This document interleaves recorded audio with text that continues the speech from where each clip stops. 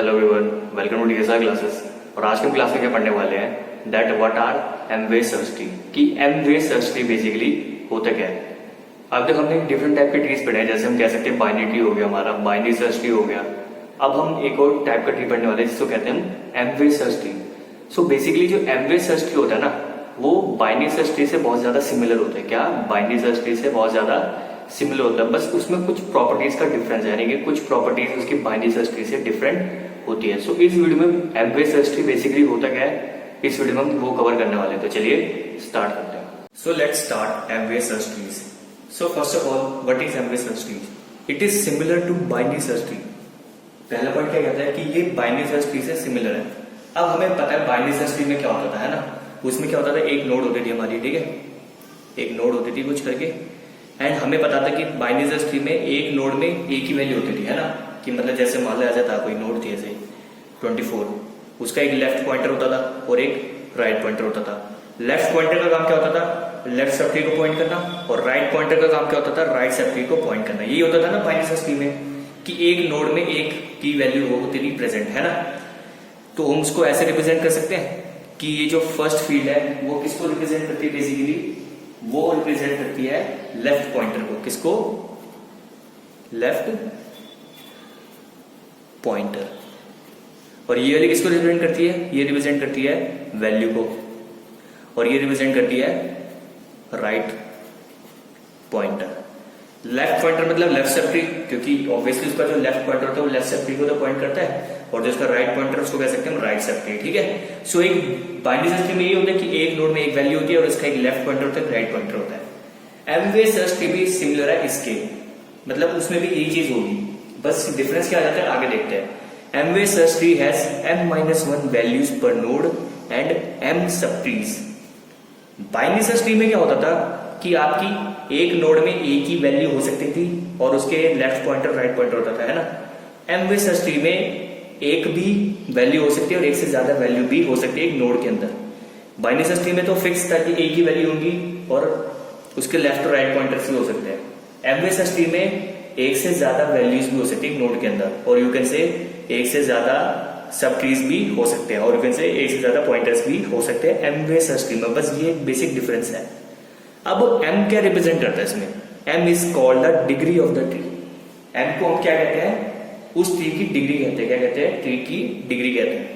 अब उसने क्या कहा कि M-way search tree has m-1 values पर नोड। सपोज करो मैंने m की वैल्यू 2 ले ली। क्या ले ली? m is equal to 2। इसका मतलब क्या हुआ? इसको हम क्या कहते हैं? Amway search tree. अगर m की वैल्यू 2 है तो हम क्या बोलेंगे?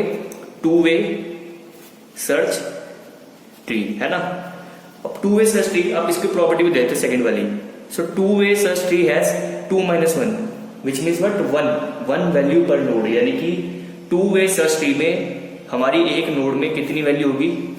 1 वैल्यू होगी इस प्रॉपर्टी के हिसाब से, क्योंकि वही कहता है ना m-1 वैल्यूज पर नोड, यानी कि वैल्यूज मतलब कि नोड में जितनी वैल्यूज होती है। जैसे बाइनरी सर्च ट्री में एक वैल्यू होती थी, तो एमवे सर्च ट्री में, क्योंकि इस केस में हमारा m2 है, सो ये टू वे सर्च ट्री है, सो हमारी वैल्यूज कितनी होगी नोड में? 1 होगी, क्योंकि m-1 विच मीन्स व्हाट, 2-1। सो एक वैल्यू होगी एंड कितने सब ट्रीज होंगे? m सब ट्रीज। m सब ट्रीज मतलब कि 2 सब ट्रीज, क्योंकि टू वे सर्च ट्री है।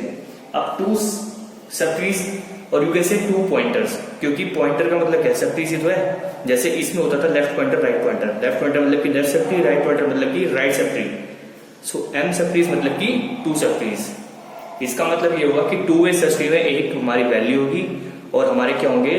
2 सब ट्रीज होंगे, और कैसे 2 पॉइंटर्स होंगे। एक पॉइंटर का नाम सपोज करो मैं ले लिया P0। क्या ले लिया? P0।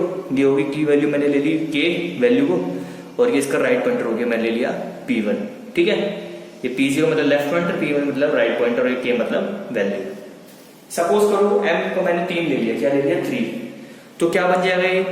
3 वे सर्च ट्री नहीं बन जाएगा? 3 वे सर्च ट्री बन जाएगा, यस।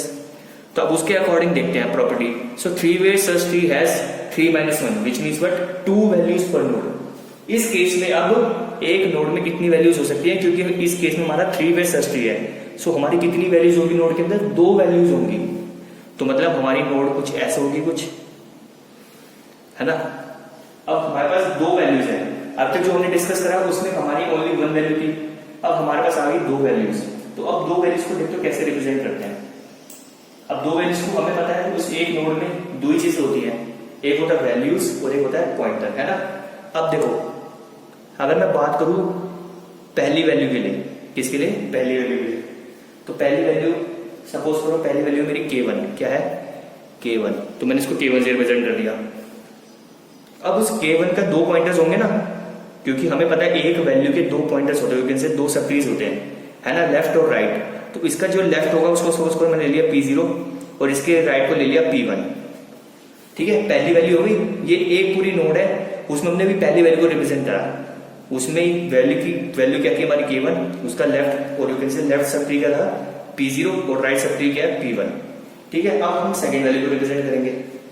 अब सपोज करो मैंने सेकंड वैल्यू को क्या ले लिया, मैंने सेकंड वैल्यू को ले लिया K2, क्या ले लिया K2। अब बात आती है कि अब इसके दो पॉइंटर्स को कैसे रिप्रेजेंट करें। सो आप ध्यान रखना, जो इस फर्स्ट वैल्यू का जो राइट पॉइंटर और यू कैन से राइट सब ट्री है वो इस वाले का लेफ्ट सब ट्री बन जाएगा और यू कैन से लेफ्ट पॉइंटर बन जाएगा। क्या मतलब इसका कि जो फर्स्ट वैल्यू है, जो फर्स्ट वैल्यू का जो राइट पॉइंटर और यू कैन से राइट सब ट्री है वो सेकंड वैल्यू का लेफ्ट पॉइंटर और यू कैन से लेफ्ट सब ट्री बन जाएगा। सो K2 का जो राइट पॉइंटर होगा वो क्या, उसको सपोज करो मैंने ले लिया P2। अब इसका मतलब क्या हुआ, बाइनरी सर्च ट्री में पता है आपको कि जो वैल्यू होती है, जैसे एक वैल्यू है K1, अब P0 मतलब कि लेफ्ट सब ट्री, और आपको पता है कि लेफ्ट सब ट्री में हमेशा इस वैल्यू से और you can say root value से छोटी वैल्यूज होती है और राइट पॉइंटर में रूट वैल्यू से बड़ी वैल्यूज होती है, ठीक है।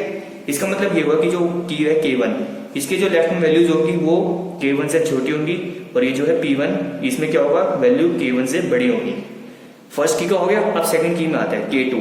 अब K2 के दो पॉइंटर्स है P1 and P2, left sub tree right sub tree, ठीक है। सो K2 के जो लेफ्ट में P1 है, जो पॉइंटर्स है यू कैन से लेफ्ट सब ट्री है, उसमें K2 से छोटी वैल्यूज होंगी और P2 वाले में K2 से बड़ी वैल्यूज होंगी। P1 K1 और K2 दोनों के लिए कॉमन है ना।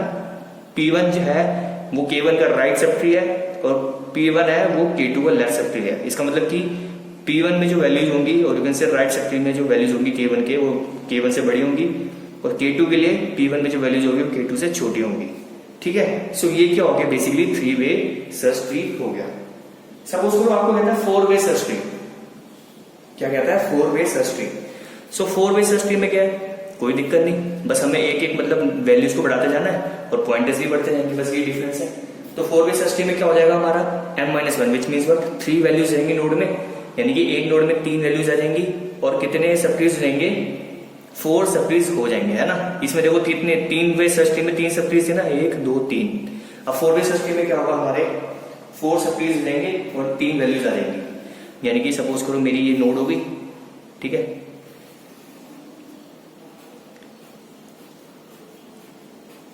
अब देखो मेरी पहली वैल्यू सपोज करो मैंने ले लिया K1, ठीक है। K1 का लेफ्ट पॉइंटर मैंने ले लिया और यू कैन से मैंने लेफ्ट सब ट्री ले लिया P0, इसका ले लिया मैंने P1, ठीक है। अब दूसरी वाली मैंने ले ली K2। अब K2 का लेफ्ट सब ट्री क्या बन गया P1 और इसका राइट सब ट्री सपोज करो मैंने ले लिया क्या P2। अब मैं तीसरी नोड लेता हूँ और यू कैन से तीसरी वैल्यू लेता हूँ K3।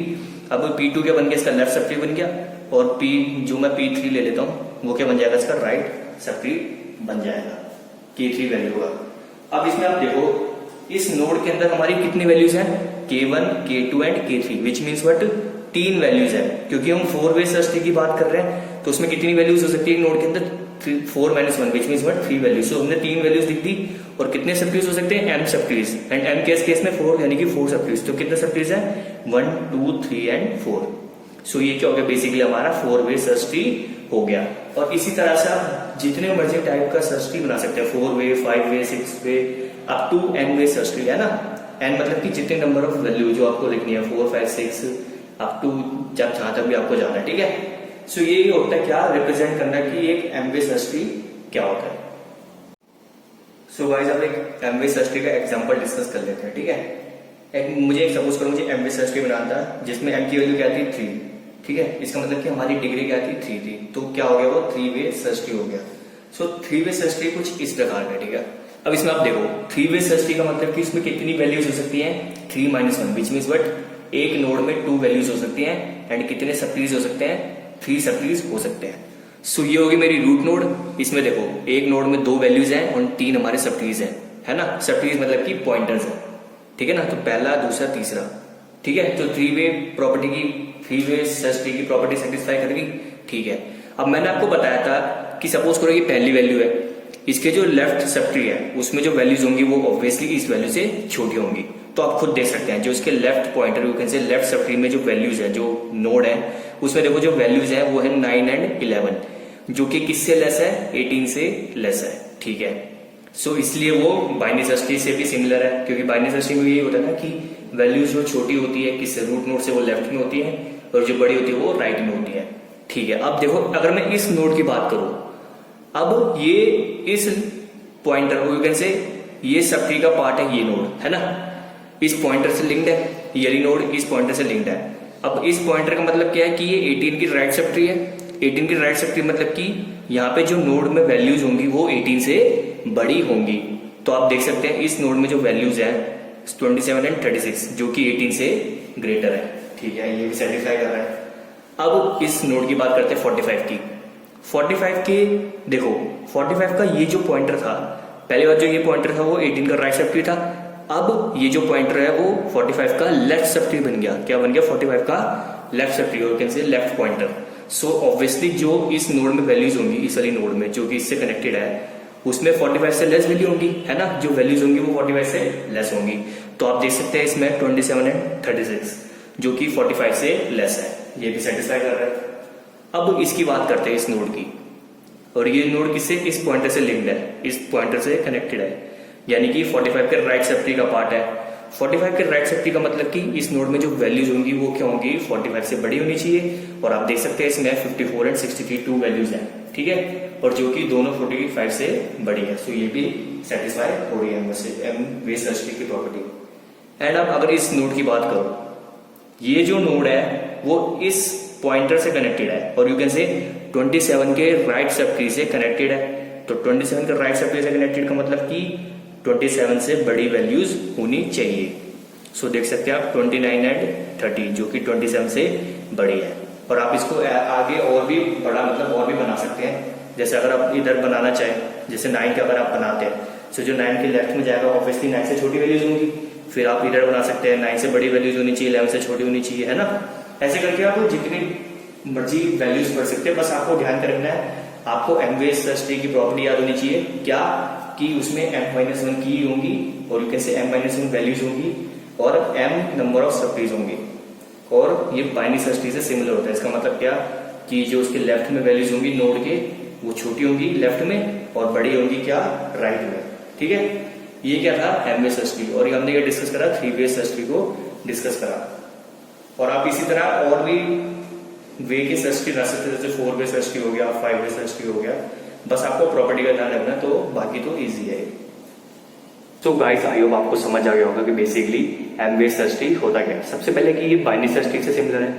Binary search tree similar इसलिए कैसे, क्योंकि बाइनरी सर्च ट्री की प्रॉपर्टी को फॉलो करता है कि मतलब जो वैल्यू नोड से, रूट नोड से छोटी है लेफ्ट सब ट्री में जाएंगी, और जो बड़ी है वो राइट सब ट्री में जाएंगी, ठीक है।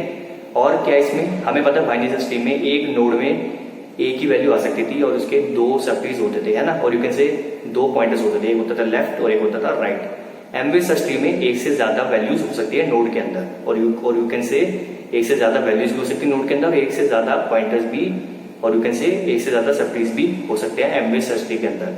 सो इस वीडियो में हमने क्या क्या डिस्कस करा कि एम-वे सर्च ट्री क्या होता है, उसकी प्रॉपर्टीज को देखा, और हमने एम-वे सर्च ट्री के कुछ एग्जांपल्स को भी डिस्कस करा। अगर आपको कोई डाउट है तो आप पूछ सकते हैं। Till then goodbye, take care.